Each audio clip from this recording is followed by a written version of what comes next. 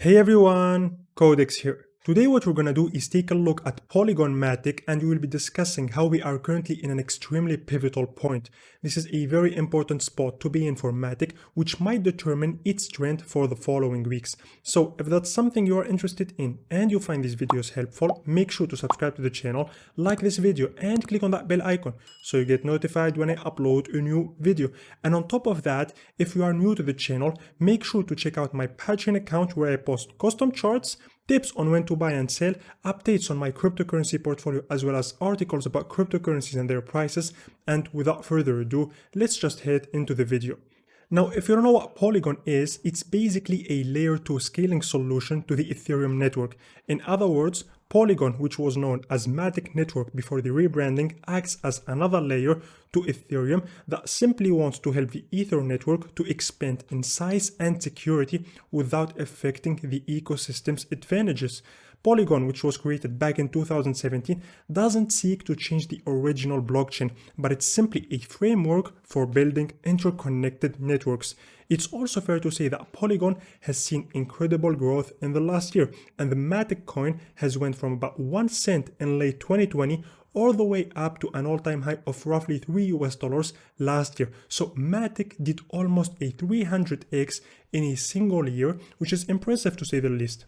Now, since reaching our all-time high at the end of December of last year, it seems like Matic has started following the pace and the trend of the rest of the market, and the price started dropping down, going from the all-time high all the way down to a local bottom of $1.2. But now the issue with Matic is that it's currently stuck in this high volume node, which plays the role of a resistance. We can see throughout the VPVR indicator right here that we have got a spike, which is also known as a high volume node, and this is simply an indicator that there was a lot of activity in the past in that area, meaning that both buyers and sellers find this zone super attractive. And I mean, you can clearly notice that we have spent a significant amount of time in here. And in the past 9 months, we got rejected 4 times from this area. That happened at first in here amid the first crash, then twice in August and September of last year. And we have also got rejected from this area at the start of this month. And the issue with that is that if we can't get in this resistance area and start trending above it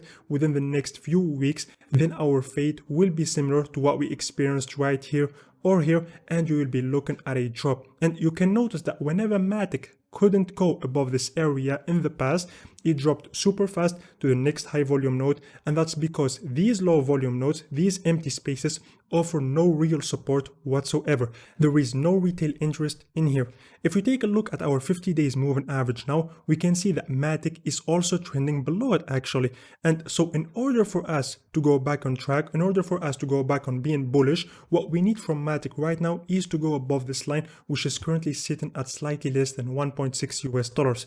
You can clearly see that throughout this entire rally, Matic stayed above the 50 days moving average, and this MA played its role as support in here and also here to give the price second pumps. However, as soon as we dropped below this MA, we entered this bearish phase where the price just kept trending down.